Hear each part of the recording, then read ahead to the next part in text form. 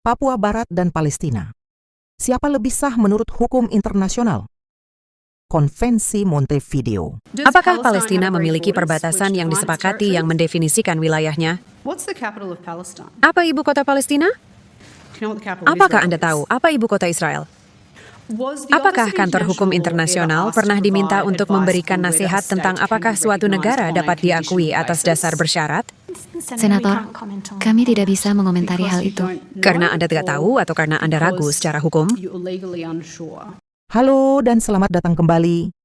Kita akan menyelami perdebatan sengit tentang pengakuan negara. Setelah Australia mengakui Palestina, muncul pertanyaan kritis.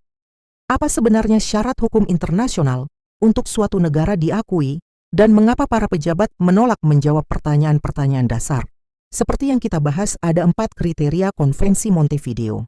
1. Populasi permanen. 2. Wilayah tertentu. 3. Pemerintahan. 4. Kapasitas berhubungan dengan negara lain. Namun inilah paradoksnya. Kriteria hukum itu ada. Tetapi, keputusan untuk mengakui entitas yang memenuhi kriteria itu tetaplah keputusan politik. Pejabat Australia berulang kali menolak menjawab pertanyaan faktual tentang Palestina, seperti batas wilayah dan pemerintahan tunggal, dengan alasan itu adalah nasihat hukum. Ini menunjukkan betapa kaburnya batas antara politik dan hukum ketika berhadapan dengan isu sensitif. Perdebatan ini membawa kita pada isu yang sangat relevan di Asia Tenggara, klaim kemerdekaan Papua Barat. Jika pengakuan suatu negara, seperti yang dikatakan oleh pejabat, sangat tergantung pada pemenuhan kriteria Montevideo dan pada akhirnya adalah keputusan politik. Lalu bagaimana klaim kemerdekaan Papua Barat dipandang melalui lensa yang sama? Mari kita lihat kriteria Konvensi Montevideo dalam konteks Papua Barat. Populasi permanen dalam konteks Papua Barat jelas ada. Wilayah geografis dalam konteks Papua Barat sudah teridentifikasi. Pemerintahan dalam konteks Papua Barat. Klaim ini diwakili oleh entitas seperti United Liberation Movement for West Papua, ULM-WIP. Namun bagi Indonesia, hanya ada pemerintahan sah di bawah NKRI dan kapasitas berhubungan dengan negara lain dalam konteks Papua Barat sudah diwakili oleh ULM-WP yang secara aktif mencari dukungan internasional. Benny Wenda sendiri sangat gencar mencari dukungan atau mendapatkan dukungan kuat dari beberapa negara Pasifik seperti Vanuatu. Namun hal ini ditolak oleh Indonesia dan sebagian besar masyarakat internasional. Disinilah letak perbedaan krusial dengan kasus Palestina. Mayoritas komunitas internasional, termasuk PBB, mengakui kedaulatan Indonesia atas Papua, berpegangan pada prinsip integritas wilayah, territorial integrity, dan hasil penentuan pendapat rakyat 1969. Namun, sama seperti pemerintah Australia memberikan pengakuan ke Palestina dengan pertimbangan politis, Papua Barat juga mencari pengakuan politis dari negara-negara yang berlandaskan pada isu hak asasi manusia dan hak menentukan nasib sendiri, self-determination. Pejabat Australia dengan tegas mengatakan, pengakuan Palestina adalah keputusan politik, bukan syarat hukum.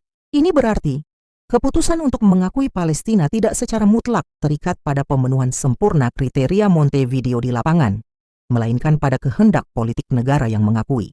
Hal ini menciptakan pertanyaan yang mengganggu bagi mereka yang mendukung kemerdekaan Papua Barat. Jika negara-negara besar memutuskan untuk mengesampingkan keengganan hukum mereka dan menggunakan pengakuan sebagai alat politik, seperti yang dilakukan Australia untuk Palestina, bisakah keputusan politik serupa digunakan untuk mengakui Papua Barat? Saat ini, dukungan yang ada mayoritas terbentur prinsip uti possidetis juris, pengakuan batas-batas kolonial, dan integritas wilayah Indonesia. Lihatlah perdebatan di Australia tentang pengakuan Palestina yang bersyarat. Perdana Menteri Albanese mencantumkan komitmen seperti tidak ada peran bagi Hamas. Pertanyaannya, jika suatu negara memutuskan untuk mengakui Papua Barat, apakah pengakuan itu akan datang dengan syarat politik? Misalnya, syarat yang menjamin keamanan wilayah, menjamin HAM, atau bahkan syarat yang mengharuskan diakhirinya konflik bersenjata. Sama seperti kasus Palestina, para pejabat hukum tidak mau mengomentari apakah pengakuan bisa dicabut atau bersyarat, karena itu nasihat hukum. Ini menunjukkan bahwa keputusan politik yang diambil oleh pemerintah selalu memiliki kerangka hukum yang sensitif dan rahasia. Pada akhirnya, perdebatan ini membuktikan satu hal. Pengakuan suatu negara adalah senjata politik yang kuat, baik bagi Palestina yang mencari jalan keluar dari konflik yang berlarut-larut, maupun bagi Papua Barat yang memperjuangkan hak menentukan nasib sendiri. Kunci utamanya terletak pada kehendak politik masyarakat internasional. Ketika pemerintah Australia menggunakan pengakuan sebagai alat untuk mendorong perdamaian dan memuaskan basis politik domestik mereka menetapkan preseden bahwa hukum internasional adalah fleksibel ketika keputusan politik telah dibuat. Pertanyaannya untuk Papua Barat, kapan dan apakah kehendak politik yang kuat di panggung dunia akan membalikkan prinsip integritas wilayah yang saat ini menaungi kedaulatan Indonesia? Apa pendapat Anda?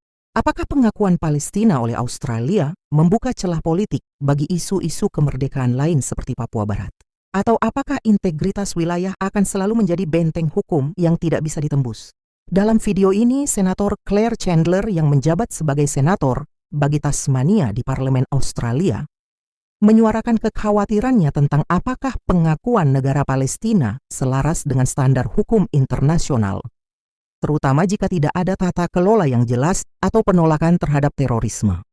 Apa syarat-syarat untuk pengakuan suatu negara di bawah hukum internasional? Pengakuan suatu negara pada dasarnya adalah keputusan politik.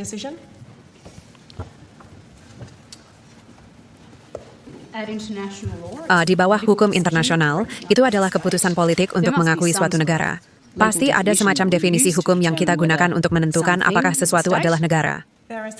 Ada beberapa, saya kira, kriteria tradisional yang relevan, tetapi keputusan akhir untuk mengakui adalah keputusan politik. Apa sajakah kriteria tradisional itu? Kriteria tersebut adalah populasi permanen, wilayah tertentu, pemerintahan, dan kemampuan untuk mengadakan hubungan dengan negara-negara lain. Jadi pemahaman saya, kriteria tersebut ditetapkan di bawah Konvensi Montevideo. Apakah itu benar? Ya, benar. Jadi itu bukan kriteria tradisional. Itu adalah sesuatu yang ditetapkan di bawah konvensi. Tapi keputusan untuk mengakui adalah keputusan politik. Apakah Palestina memiliki perbatasan yang disepakati yang mendefinisikan wilayahnya? Saya pikir saya tidak bisa memberikan nasihat hukum mengenai penerapan kriteria tersebut kepada komite. Saya pikir saya akan mengarahkan komite. Maaf, itu adalah pertanyaan faktual, bukan pertanyaan hukum. Apakah Palestina memiliki perbatasan yang disepakati yang mendefinisikan wilayahnya? Saya akan merujuk itu ke DFAT, Departemen Luar Negeri dan Perdagangan.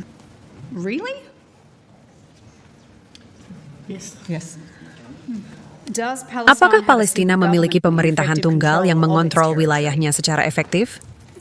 Senator, saya pikir ini pada dasarnya adalah nasihat hukum, karena ini adalah penerapan kriteria. Jadi ini akan memberikan Anda nasihat tentang pertimbangan hukum. Saya pikir pertanyaan-pertanyaan ini berhubungan dengan masalah faktual meskipun bukan nasihat hukum yang mungkin Anda berikan atau tidak. Asalkan pemerintah, pertanyaannya adalah, apakah Palestina telah menyetujui batas wilayah dan apakah mereka memiliki satu pemerintahan? Saya pikir itu adalah jawabannya atau tidak, yang cukup mudah dan faktual. Senator, keterlibatan kami adalah dengan Kantor Hukum Internasional sebagai penasihat hukum internasional. Kolega saya mengarahkan Anda ke Departemen Luar Negeri dan Perdagangan. Apakah Kantor Hukum Internasional memberikan nasihat kepada pemerintah tentang apakah pengakuan Australia atas negara Palestina adalah sah? Kami telah memberikan nasihat kepada pemerintah mengenai masalah pengakuan. Kapan nasihat itu diberikan, Ibu Shen? Kami perlu mencatat itu untuk ditindaklanjuti. Ya, saya pikir kami mungkin perlu mencatat tanggal-tanggal pastinya. Mungkin ada beberapa kesempatan di mana kami memberikan nasihat. Beberapa kesempatan di mana Anda memberikan nasihat? Ya, selama rentang waktu bertahun-tahun. Bertahun-tahun. Berapa tahun, Ibu Jones? Saya pikir selama waktu saya di departemen, masalah ini muncul berkali-kali. Mungkin selama 15 tahun terakhir. selama 15 tahun terakhir. Tapi lihat, sebenarnya saya harus berhati-hati. Saya tidak akan tepat. Tapi itu muncul berkali-kali. Oke, saya pikir akan berguna bagi komite untuk setidaknya mengetahui berapa kali Anda harus memberikan nasihat tentang masalah ini sejak pemerintah Partai Buruh berkuasa. Dan saya harap itu akan relatif mudah bagi beberapa pejabat di sini untuk memberikan informasi itu kepada komite sebelum akhir sesi pada hari ini. Jadi, ketika tiba saatnya bagi pemerintah untuk membuat pengakuan spesifik ini, dan perubahan spesifik ini, sehubungan dengan pengakuan atas Palestina, bisakah Anda setidaknya memberikan saya tanggal di mana Kantor Hukum Internasional memberikan nasihat kepada pemerintah baru-baru ini? Kami akan mencatat itu untuk ditindaklanjuti.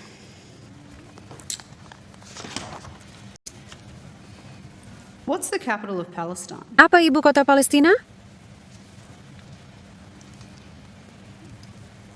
Senator, kami tidak bisa mengomentari hal itu. Karena Anda tidak tahu atau karena Anda ragu secara hukum? Ya, saya pikir itu bukan urusan departemen ini, Senator. Apakah Anda tahu apa ibu kota Israel?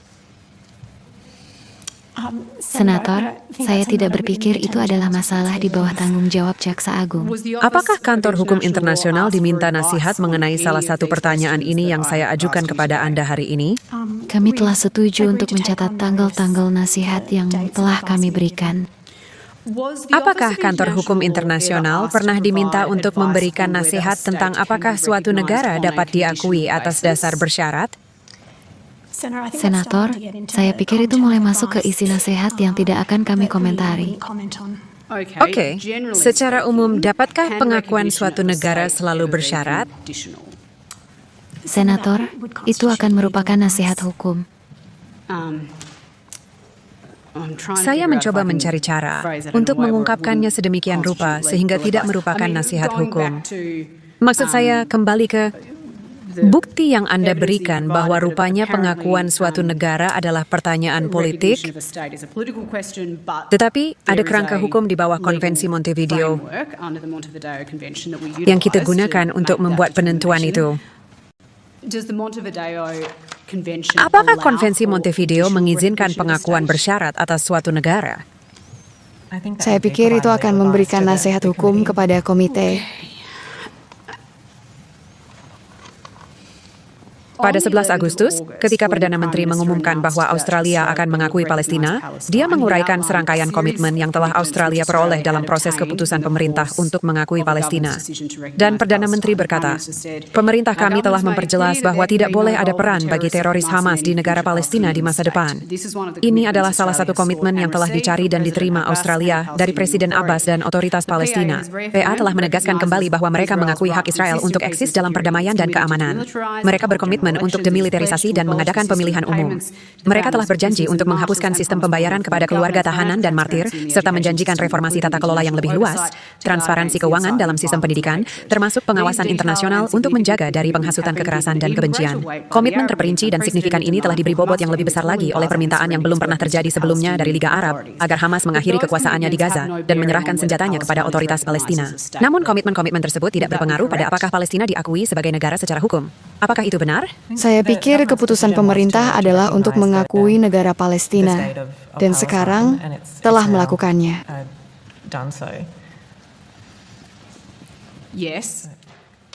Ya, tetapi Perdana Menteri menguraikan serangkaian syarat yang ia atau komitmen yang telah ia cari dan tampaknya peroleh. Tetapi kenyataannya adalah, ketika sampai pada pengakuan hukum itu, tidak ada cara untuk menjamin bahwa komitmen-komitmen tersebut akan dipenuhi. Saya pikir pemahaman saya tentang apa yang dijelaskan oleh Perdana Menteri adalah pertimbangan apa yang diperhitungkan oleh pemerintah dalam keputusannya yang kini telah diambil untuk mengakui. Tapi ketika pemerintah melalui proses pengakuan negara itu, maksud saya, komitmen-komitmen itu adalah hal-hal yang berorientasi masa depan.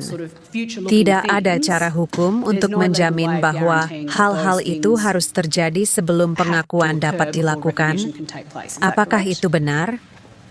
Saya pikir saya akan mengulangi jawaban saya sebelumnya, bahwa Anda tahu, pertimbangan politik, dan itu pada akhirnya adalah keputusan politik untuk memutuskan untuk mengakui.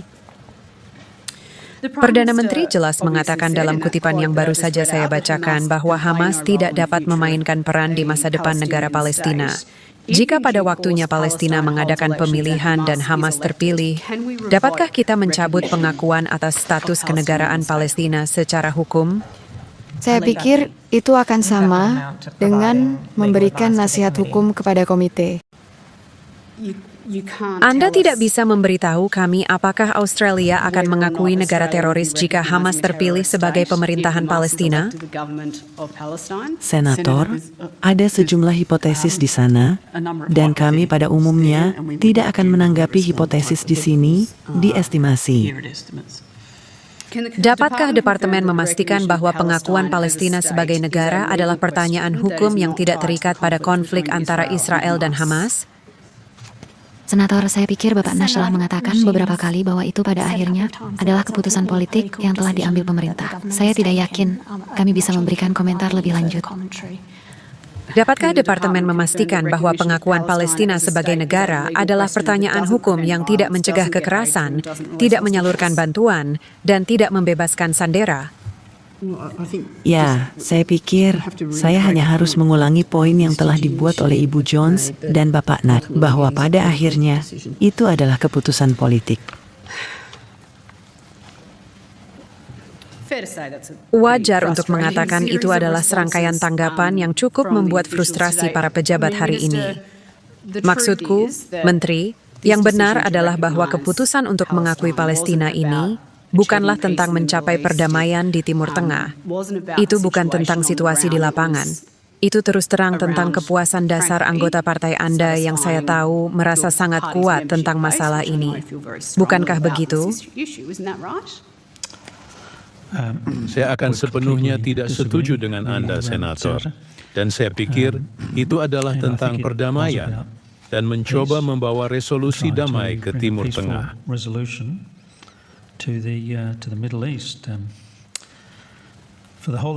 Sepanjang hidup saya, telah terjadi konflik di Timur Tengah.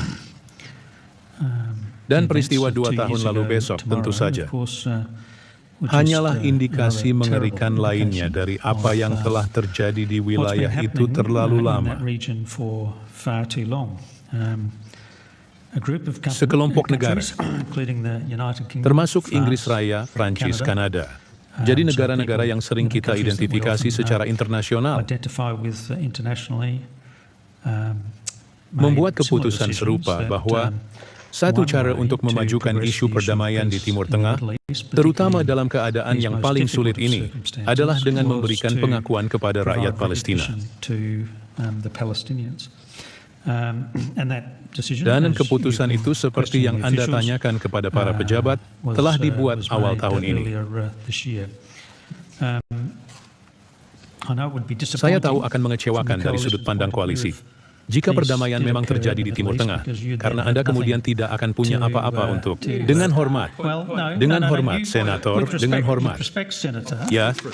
Ya, dengan hormat, saya menjawab pertanyaan itu, dan Anda membuat tuduhan bahwa seluruh masalah ini adalah tentang politik internal Partai Buruh Australia domestik. Ini bukan tentang semua hal itu. Ini adalah tentang mencoba menyediakan penyelesaian damai yang tentu saja ingin dilihat oleh pemerintah ini di Timur Tengah. Tidak ada yang ingin melihat pertempuran berlanjut. Tidak ada yang lebih ingin melihat akhir konflik di wilayah itu selain Partai Buruh. Dan itu termasuk Perdana Menteri dan Menteri Luar Negeri. Jadi sejauh ini sebagai pemerintah, kita dapat mempengaruhi peristiwa internasional, maka kita ingin mempertaruhkan klaim kita pada resolusi damai dari masalah ini. Dan jika seperti yang sudah disarankan oleh laporan, bahwa mungkin ada kesepakatan damai dalam beberapa hari ke depan, tidak ada yang akan memberikan partai buruh, tidak ada yang akan memberikan Perdana Menteri, tidak ada yang akan memberikan saya kepuasan yang lebih besar untuk mengetahui bahwa sesuatu yang telah dilakukan oleh pemerintah Australia telah berkontribusi pada hasil damai di Timur Tengah. Menteri, saya tahu. Saya akan mengatakan hal yang sama tentang Partai Hijau. Setelah ada perdamaian di Timur Tengah, setelah perdamaian dicapai di Timur Tengah, tentu saja Anda tidak memiliki apa-apa lagi untuk disumbangkan pada perdebatan ini. Baik Partai Hijau maupun koalisi berada dalam posisi yang sama. Partai Buruh ingin melihat resolusi damai. Partai Buruh ingin melihat resolusi damai. Para senator, maaf, Menteri, bisakah saya meminta Anda berhenti sejenak? Bisakah kita menarik napas beberapa detik? Saya ingin mengizinkan Senator Chandler untuk menyelesaikan 2 pertanyaan terakhirnya, dan saya akan mendorong para senator untuk tidak menyela. Tolong. Senator Chandler. terima kasih banyak, Ketua. Masalah yang saya miliki dengan apa yang kita diskusikan di sini sore ini adalah bahwa tidak di departemen bahwa itu adalah keputusan politik untuk mengakui status kenegaraan Palestina, tetapi kemudian serangkaian pertanyaan tentang apa dan kondisi apa yang mungkin atau tidak mungkin harus dipenuhi untuk menyepakati status kenegaraan secara efektif adalah nasihat hukum. Jadi saya hanya mencoba memahami bagaimana keputusan untuk mengakui status kenegaraan dibuat dalam hal apakah pemerintah mencari nasihat dari Anda untuk mengatakan secara hukum, bisakah kita melakukan ini? Dan Anda mengatakan secara hukum, ya, kita bisa. Atau Anda mengatakan secara hukum, ya, kita tidak bisa. Atau Anda mengatakan secara hukum, keadaan telah berubah pada saat ini. Tetapi saya tidak berpikir kita bisa mengatakan bahwa itu adalah keputusan yang murni politik. Dan kemudian bagi departemen untuk mengatakan, tapi kami memberikan nasihat hukum tentang itu. Karena Anda tahu, Anda tidak bisa memiliki keduanya pada dasarnya. Jadi saya pikir itu konsisten, Senator, dalam artian bahwa itu pada akhirnya adalah keputusan untuk pemerintah. Kami telah mencatat untuk ditindaklanjuti, untuk menunjukkan tengkel-tengkel, di mana kami telah memberikan nasihat. Tetapi ada beberapa indikasi bahwa pada akhirnya itu adalah masalah bagi pemerintah untuk membuat keputusan itu. Menteri, bisakah Anda menjawab pertanyaan saya tentang Palestina yang memiliki perbatasan yang disepakati, yang mendefinisikan wilayahnya, atau Palestina yang memiliki pemerintahan tunggal yang mengontrol wilayahnya secara efektif? Saya dapat menjawab apa yang saya ketahui tentang Timur Tengah. Tetapi saya pikir akan lebih tepat jika Anda memiliki pertanyaan tentang sifat itu, bahwa kami merujuknya ke Jaksa Agung sendiri, atau dalam hal itu, kepada Menteri Luar Negeri. Oke.